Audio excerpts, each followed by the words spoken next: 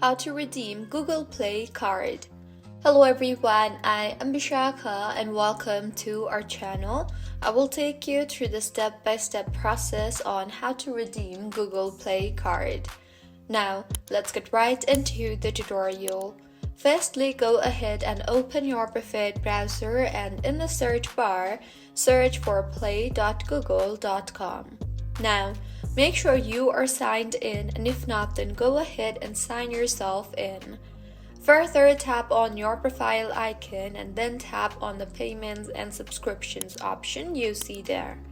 Now, tap on the redeem gift code option and enter the gift card code and tap on confirm.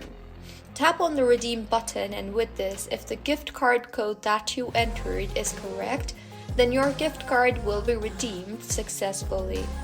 If you find this tutorial helpful, please like the video and do comment if you have any queries.